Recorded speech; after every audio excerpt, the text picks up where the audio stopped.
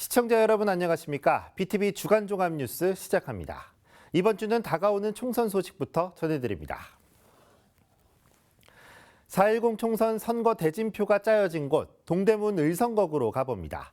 여야에서 단수공천으로 본선거에 나설 후보를 정한 곳이기도 한데요. 국민의힘 김경진 전 의원과 더불어민주당 장경태 의원이 맞붙게 됩니다. 후보들이 생각하는 지역 발전 전략도 함께 들어봅니다. 김진중 기자입니다. 전농동과 답심리동, 장안동을 끼고 있는 동대문구 을성거구.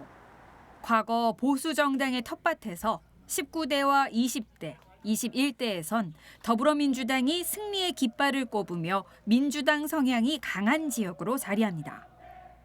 전농 답심리동 뉴타운 조성으로 아파트 단지가 들어서고 보수화가 진행되면서 2년 전 지방선거에서는 국민의힘의 승리로 분위기가 바뀝니다. 오는 22대 국회의원 선거, 동대문 을성거구가 격전지로 예상되는 이유입니다. 동대문 을성거구에 나설 여야의 대표 선수는 정해졌습니다. 국민의힘에서는 호남 검사 출신으로 지난 20대 국회의원을 지낸 바 있는 김경진 전 의원이 출마합니다. 저는 정치가 국민들을 잘 먹고 잘 살게 만들어주는 것, 또 대한민국이 부강하게 만드는 것, 이게 가장 기본적인 책무라고 생각을 하고 있고요. 이런 인구 감소와 지방 소멸의 문제, 또 대한민국의 지속 가능성의 문제를 반드시 해결하도록 하겠습니다. 더불어민주당에서는 청년 정치인에서 당 최고위원으로 성장한 장경태 의원이 재선에 도전합니다. 제가 처음부터 동대문 또 젊은 변화, 새로운 동대문을 외쳤습니다. 이번 22대 국회에서도 동대문 을의 지속적이고 또 젊은 변화를 위해서 열심히 뛰려고 이번 출마를 결심하게 됐고요. 서울 양령시장과 경동시장, 청량리시장 등 서울에서 가장 많은 전통시장을 보유하고 있는 동대문구. 서울시립대와 외대, 경희대 등 유수의 대학도 자리에 있어 활용할 수 있는 지역 자원이 풍부합니다. 선거에 나선 두 후보의 지역 경제 활성화 공약도 눈여겨볼 부분. 국민의힘 김경진 전 의원은 지역의 제약회사와 양령시장을 연결한 제약 원료 산업중심지 조성과 전통시장과 K컬처를 융합한 관광 자원화를 공약으로 내걸었습니다. 첫째는 제약산업, 양령시를 중심으로, 그다음에 널리 있는 신선한 먹거리 원재료를 중심으로 한 음식산업, K푸드, 이런 부분들이 일단 제 눈에 확 띄고요. 이런 부분들이 활성화될 수 있도록 의견을 교환하고 둘이 뜻이 맞는다면 전폭적으로 이 방향으로 갈 수 있었으면 좋겠어요. 더불어민주당 장경태 의원은 지역 전통시장의 특색을 살린 현대화 모델 조성과 지역 대학과 스타트업 기업의 연구 개발을 잇는 스타트업밸리 발전을 방안으로 제시했습니다. 또 많은 젊은이들이 모여서 창업이나 어떤 도전의 기회를 함께 만들어 갈 수 있는, 특히나 또 동대문구가 여러 가지 기업들의 수가 좀 부족한 상황에서 보다 더 이 스타트업밸리 등이 더 촉진될 수 있도록 하는 계획들도 이미 조금 마련된 바 있습니다. 그래서 그런 부분들이 보다 더 확실하게 추진될 수 있도록 준비할 거고요. 두 후보는 동대문구 발전과 개발을 위한 세부 공약 발표를 예고했습니다. 4.10 총선 주요 격전지로 자리한 동대문 을성거구. 주민 표심을 잡기 위한 후보들의 선거 전쟁도 시작됐습니다. BTV 뉴스 김진중입니다. 네, 이번엔 방학동과 도봉동에 해당하는 도봉구 을지역의 총선 예비 후보 알아봅니다. 국민의힘에선 김선동 후보가 단수공천이 확정됐고 민주당에서는 현직의 오기형 의원과 정치 신인 강민석 후보가 경선을 치르게 되는데요. 강희진 기자가 각 후보들을 만나봤습니다. 더불어민주당 오기영 예비후보는 도봉을 국회의원 재선에 도전합니다. 지난 4년 동안 GTX-C 지하화와 우이방학 경전철 연장 사업 등 지역의 교통과 주거 문제를 주민 입장에서 여야 협력을 통해 풀었고 마무리 짓겠다는 각오입니다. 이를 위해 지역사회 논의와 합의를 하나씩 이끌어낸 경험을 토대로 재선 출마에 의지를 다졌습니다. 우이방 경전철이 지연된 것에서 집요하게 문제제기했고 예산을 확보하는 노력을 했습니다. 오세훈 시장 도대체 뭐 했습니까? 제가 끊임없이 문제제기하지 않습니까? 이제는 함께 일할 수 있도록 견제하고 제대로 일할 수 있도록 기회를 주십시오. 지난 초선의 경험이 이번에 더 발휘될 수 있도록 키울 인물, 키우면 제대로 더 일할 수 있는 인물, 오경을 한번 봐주십사 말씀드립니다. 같은 당의 강민석 예비후보는 중앙일보 정치부장을 거쳐 문재인 정부 시절 청와대 대변인과 서울시교육청 대변인 출신입니다. 국정과 교육 정책을 알렸던 경험을 통해 현 정권의 문제점을 인지하고 바꾸겠다는 포부로 정치에 입문했습니다. 주민이 갈망하는 교통과 교육 문제 등을 제대로 개선하는 정치 신인이 되겠다며 오기영 후보와 경선을 치릅니다. 여러 가지 이 낙후된 교통, 교육, 인프라 등을 이제 개선을 시켜야 집값도 어느 정도 재평가 받을 수 있고 다시 돌아오고 싶은 마음이 들지 않겠습니까? 동부 간선도로, 방학동 진입로 같은 경우 이게 만성 체증 구간인데 이 만성 체증을 해결하는 방법을 찾아야 교통 인프라가 좋아진다고 생각합니다. 국민의힘에선 김선동 후보가 일찌감치 단수 공천됐습니다. 18대와 20대 국회의원을 거쳐 도봉을 국회의원 선거 3선에 도전합니다. 지난 4년간 지역 민심에 귀 기울이고 지역 현안을 제대로 파악하고 개선책을 마련했다고 자부합니다. 광역철도와 우이방학 경전철 조기 착공 등 중앙정부와 서울시 협업을 약속하며 도봉산 프로젝트 공약에 힘을 실었습니다. 우리 도봉구가 사실은 옛날로 따지면 구도심 서울이었는데 구도심 중에 우리 도봉구가 사실은 제일 낙후돼 있는 지역 비슷한 이미지가 있어요. 근데 우리가 구도심이지만 이제 도봉구를 최고로 끌어올리는 그런 지역으로 만들어서 우리 도봉구가 이제 서울을 짱 빛내는 그런 지역이 되도록 그렇게 하겠다는 꿈을 가지고 있습니다. 도봉구 을 지역은 이르면 3월 초 더불어민주당 두 예비 후보의 경선 결과에 따라 단수 공천이 확정된 국회의원 3선 도전자와의 대결 구도가 확정될 전망입니다. BTV 뉴스 강희진입니다. 서울시가 도시 대개조의 일환으로 우선 강서, 양천 등 7개 자치구가 속해 있는 서남권 개발에 들어갑니다. 산업혁신, 주거혁신, 녹색 매력, 세계 비전을 통해 미래 첨단 도시로 변화시킨다는 전략입니다. 이재원 기자가 보도합니다. 우선 서남권의 중공업 지역을 미래 융복합 산업 집적지로 만들기 위해 산업혁신구역을 지정합니다. 서남권 중공업 지역은 16제곱킬로미터로 서울 중공업 지역의 82%를 차지하고 있는 상황. 상업지역 등 용도 변경을 통해 규제를 풀고 용적률 인센티브도 대폭 개선합니다. 그 예로 김포공항을 혁신지구로 지정합니다. 김포공항을 서울 김포공항으로 명칭을 변경하고 인근 강서 농수산물 도매시장, 강서 운전면허 시험장 등 가용 공간을 더해 오는 2026년부터 착공할 예정입니다. 김포공항 혁신지구에는 도심 항공교통, UAM 복합 환승센터 등이 들어서고 국제선 운영을 확대해 공항 기능을 강화합니다. 이를 위해 도시계획 조례 등 제도 개선을 연내에 완료한다는 계획입니다. 공장과 주거지를 엄격하게 분리하던 기존 규제와 제도를 개선하고 용적률 인센티브를 통해서 산업과 문화, 녹지가 공존하는 미래 융복합 산업 공간으로 혁신하겠습니다. 중공업지대 용적률을 최대 400%까지 완화해 직주근접형 주거지를 조성한다는 계획입니다. 특히 강서, 양천구 일대는 항공 고도 제한 완화를 통해 저층 주거지 정비 활성화를 꾀합니다. 생태하천 복원, 수변공원 조성 등을 통해 녹색 감성 도시를 조성할 계획입니다. 마곡지구 서울식물원과 한강을 연결하고 서남권을 대표하는 여의도 공원 등을 거점 공원할 예정입니다. BTV 뉴스 이재원입니다. 서울에서 재건축 대상 단지가 가장 많은 노원구, 활발하던 재건축 움직임이 최근 주춤하고 있습니다. 바로 분담금 때문인데요. 공사비가 오르다 보니 감당할 수 없는 수준까지 이르게 된 건데 사업성을 높이기 위한 방안이 시급하다는 지적이 나오고 있습니다. 앵커 리포트입니다. 1987년에 지어진 노원구 상계주공 5단지입니다. 재건축을 앞두고 건축 심의도 통과했는데 지난해 11월 소유주들은 시공사와 계약을 해지했습니다. 이유는 분담금, 치솟는 인건비와 자재값에 건설사가 3.3제곱미터당 공사비를 650만 원으로 제시한 겁니다. 지난달 이 단지의 매매 실거래가는 4억 6천만 원입니다.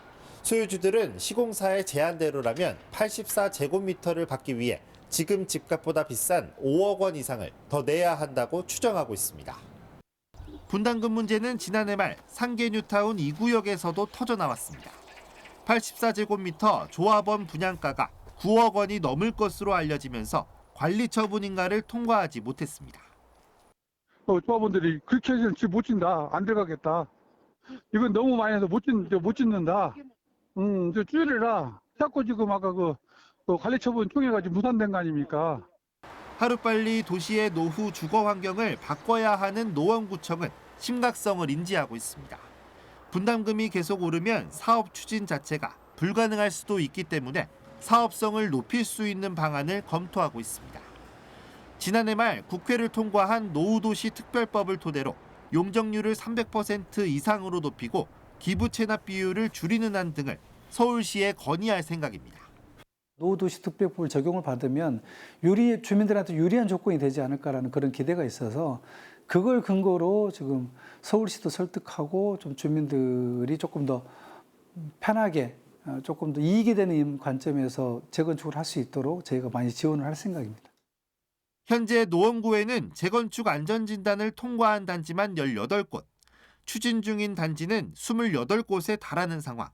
아직 문제를 체감하지 못하는 단지가 더 많지만 빠른 시일 내에 대책이 나오지 않는다면 분담금 문제는 앞으로도 노원구 재건축 재개발의 핵심 변수로 남을 수 있습니다. BTV 뉴스 서주원입니다. 노원구 창동 차량기지와 함께 개발될 예정인 도봉운전 면허시험장. 당초 지하철 7호선 의정부 장암역 인근으로 옮겨가려 했지만 무산된 바 있습니다. 이후에는 안개 속에 빠지면서 뚜렷한 해법이 없었는데요. 최근 들어 다시 이전 부지 확보를 위한 논의가 활발해지고 있습니다. 앵커 리포트입니다. 서울의 마지막 남은 노른자위 땅, 면적만 24만 7천여 제곱미터에 달하는 창동 차량기지와 도봉운전 면허시험장 일대입니다. 현재 바이오메디컬 산업단지 조성이 추진되고 있습니다. 창동 차량기지는 오는 2026년 2월 남양주 진접으로 이전이 확정된 상황.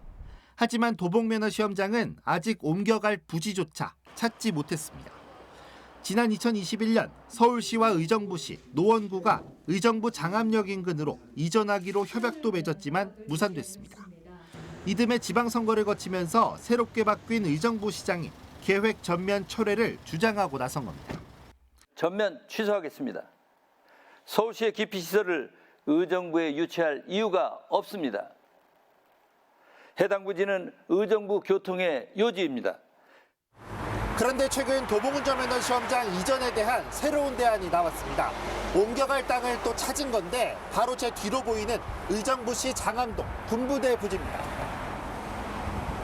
당초 이전이 결정됐던 장암역 일대와는 불과 700m 떨어져 있는 곳. 해당 부지는 과거 국방부 소유였지만 지금은 노원구 소유의 땅입니다. 지난해 노원구가 가지고 있던 육군사관학교 땅과 맞교환했습니다. 현재로서는 행정구역만 의정부시에 속하는 상황. 노원구는 최근 의정부시도 새 대안에 동의했다고 밝혔습니다.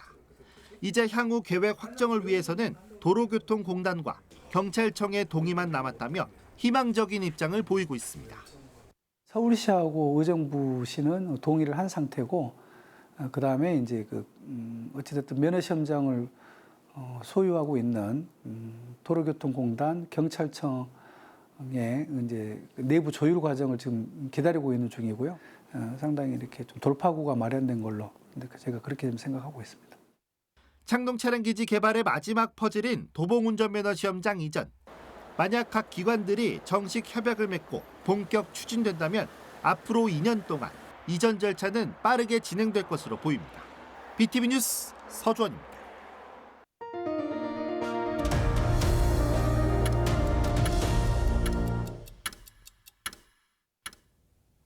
네, 다음 소식입니다. 광진구는 지난해 봉제산업 육성을 위한 봉제산업지원센터를 개관한 바 있습니다. 이 지역 주요 산업 중 하나인 봉제업을 알리고 생산 제품을 홍보하기 위한 플리마켓이 처음 열렸는데요. 김진중 기자가 다녀왔습니다. 아기자기 귀여운 강아지 의류와 쿠션, 이불 침구류와 앞치마까지 다양한 물품이 판매대에 놓였습니다. 광진구 지역 소상공 업체의 제품들입니다. 봉제지원센터에서 교육받은 수료생들의 수공예품까지 다양한 제품도 플리마켓에서 선보였습니다. 지역 봉제산업의 판로를 확대하고 홍보하기 위해 마련된 자리입니다. 작년 11월에 관내 이제 봉제 소공인 집적지구인 여기 중곡동에 봉제산업 종합지원센터를 개소하게 되었습니다. 센터에서는 최신식 장비들을 활용하여 자동재단 서비스 및 다양한 교육 프로그램 등을 제공하고 있는데요. 광진구 패션봉제 사업자나 예비 창업자들의 판로 지원을 도모하기 위해 프리마켓을 개최하게 되었습니다. 물건을 판매하는 소상공인은 물론 창업을 준비하고 있는 예비 창업자도 이런 자리가 소중하고 또 앞으로를 기대하게 합니다. 소상공인으로서 가장 어려운 게 뭐 판로 개척이나 홍보가 좀 되게 많이 어려운데 이런 플리마켓이랑 그 광진구 내에 소개를 해주고 그런 것들을 좀 더 지원을 해주셔서 도움이 많이 되고 있습니다. 창업하시는 분들이 사장되지 않고 봉제 업체가 저도 지금 해보고 있지만 쉽지가 않은 것 같아요. 경쟁률이 워낙 치열하고 그렇기 때문에 시작하는 이 업체들을 이 센터에서 지속적으로 서포트 해주시고 약간의 베이스 캠프 같은 그런 역할을 해주신다면은 광진구 내 봉제업체는 약 1,200여 곳으로 서울 25개 자치구 가운데 9번째로 봉제업체가 많습니다. 지난 11월엔 약 40억 원의 사업비를 들여 광진구 봉제산업지원센터를 조성했습니다. 자동 재단기를 갖춘 공동 작업장에 더해 봉제 소상공인의 온라인 홍보를 돕기 위한 스튜디오와 교육 공간도 갖췄습니다. 지역 봉제업 육성을 위한 첫 단추를 꿰н 광진구. 이제는 지역 봉제인들이 잘 갖춰진 시설을 활용하고 경쟁력을 키워갈 수 있도록 지원하는 데 더해 지역 봉제업체의 제품을 접하고 알리는 자리도 더 많아지길 기대해 봅니다.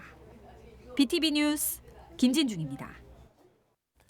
앞서 자치구의 봉제산업 지원을 일찌감치 시작한 종로구는 우리나라 봉제산업의 메카로 꼽힙니다. 봉제산업 특구 지정을 위해 정부 지원으로 여러 정책을 시도했지만 봉제인들의 체감도는 낮은데요. 결국 자치구가 상인들의 목소리를 듣고 새로운 자구책을 마련했습니다. 이 소식은 강혜진 기자가 취재했습니다. 종로구 창신동에서 30년 넘게 봉제 공장을 운영하는 강만성 씨. 코로나 후 일감이 줄면서 4-5명이 해야 할 재단과 미싱 초안 작업을 혼자 하고 있습니다. 인건비가 오른 탓에 원단을 들고 자리를 옮기며 재봉틀 작업까지 손수하는 겁니다. 강 씨와 같이 창신 숭인동 봉제인들은 일찍이 샘플을 프리마켓에 판매한 바 있습니다.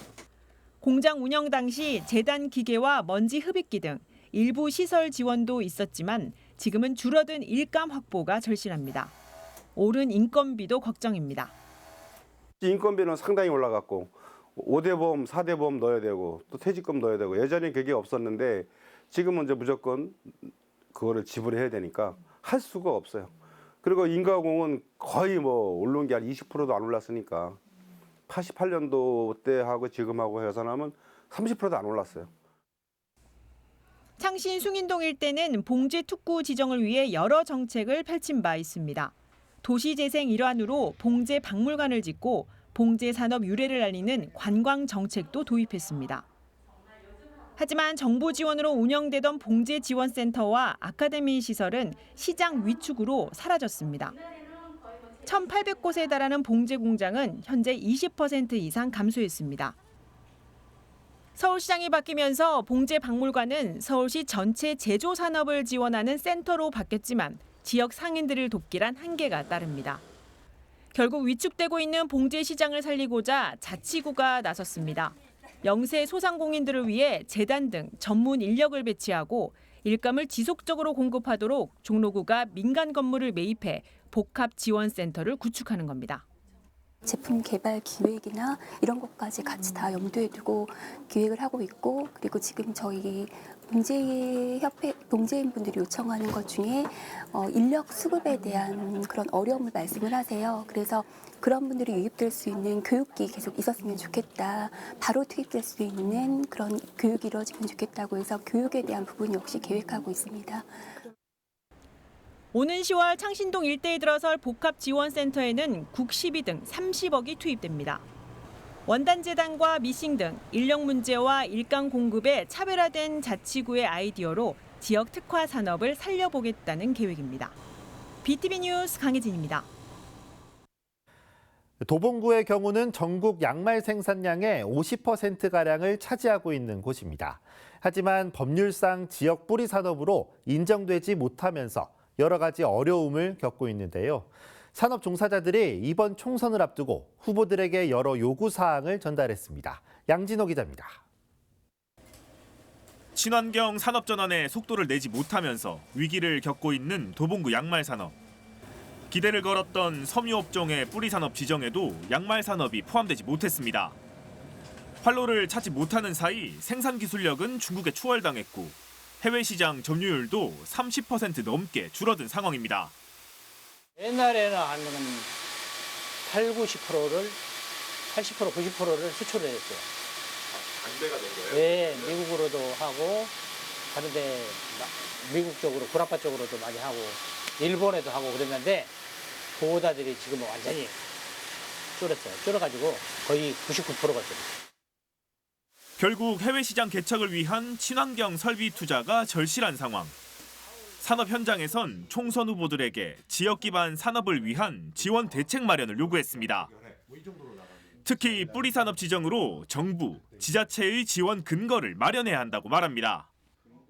이게 벌써 신경 써서 해야 될 이 산업이거든요. 우리 도봉구에는 아직까지 구 자체에 그 팀도 없어요.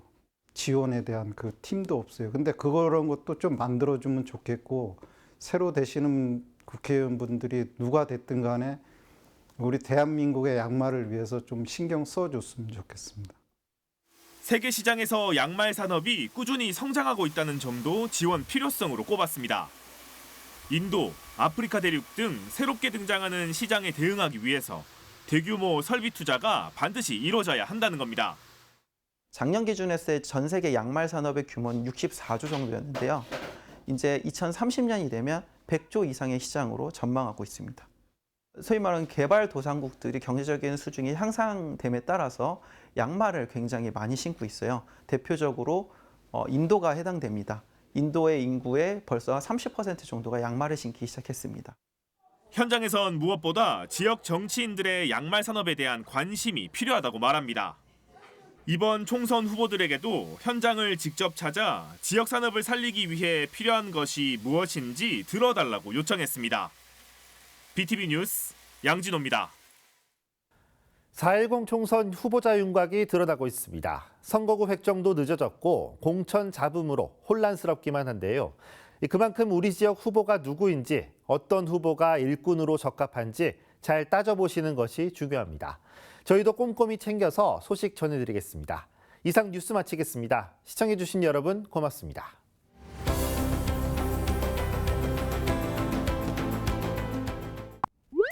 BTV 뉴스를 더 많이 보고 싶으시다면 여기 구독 버튼을 눌러주세요. 추천 영상도 누르면 바로 재생됩니다. 또 다양한 서울 소식을 보고 싶으시다면 휴대폰에서 가지 앱을 다운로드해보세요. 저희 BTV 뉴스를 시청해주셔서 감사합니다.